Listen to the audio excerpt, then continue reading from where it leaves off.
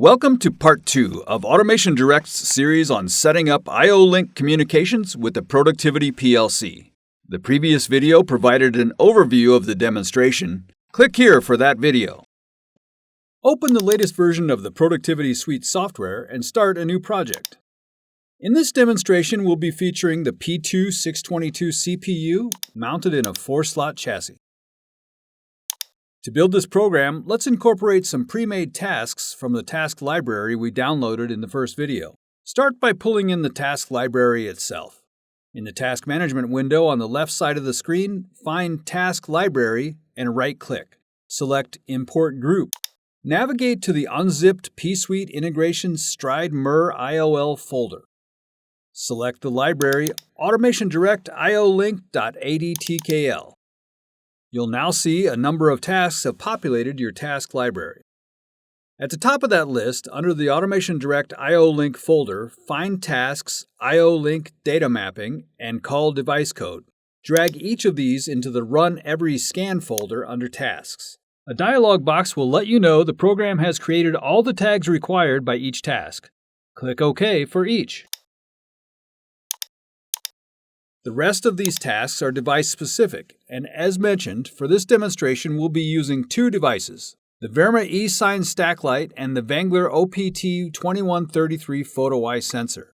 Drag the tasks for each of these devices, Verma eSign and Wengler OPT2133 through 2140, into the Run When Called folder. Let's look at the call device code task we just dropped into the Run Every Scan folder.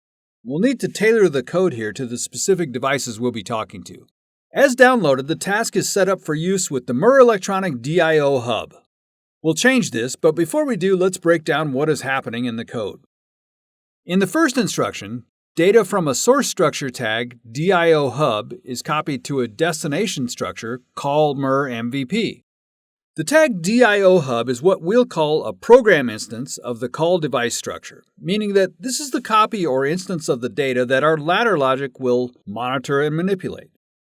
The call MIR MVP structure we'll call a working instance of the structure that will be used more in the background, interacting with other structures that exchange data with our field devices, for example. The program instance of the call structure for each field device is the only tag you'll need to create. We'll come back to that. The second instruction copies data from a port-specified source tag IOLink master.port to a destination tag call MIR MVP.IOLink, used by the device-specific MIR DIO hub task when it's called. In this instance, the DIO hub is intended to be connected to the IOLink master's first port, referred to in the program as port 1.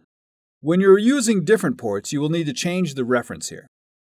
Depending on the IOLink master in your system, the port numbering scheme may start at 1 or 0. On both the Stride Basic and the MIR Electronic Premium IOLink masters, the first port is labeled 0. This is something to watch out for. In the base program, we are calling out port 1, but physically connecting to a port labeled X0.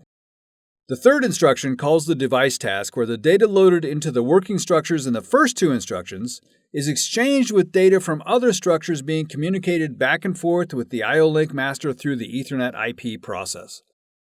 The fourth and fifth instruction boxes are mirror images of the first two. Now data in the working structures is copied into the program structures for monitoring and use by your project. As mentioned, we'll need to create a program structure tag for each of the two field devices in this project. Open the tag database and select Add Tags.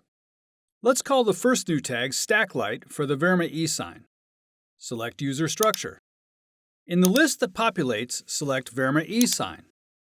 Click Add and make a photo eye tag the same way. Enter tag name photo eye and select the Wengler OPT2133 through 2140 device. Add and close. All of our tags are now in place.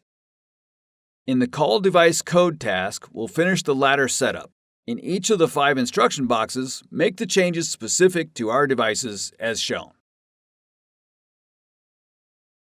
Since we are adding a second device, make a copy of this whole rung and paste it right below the original.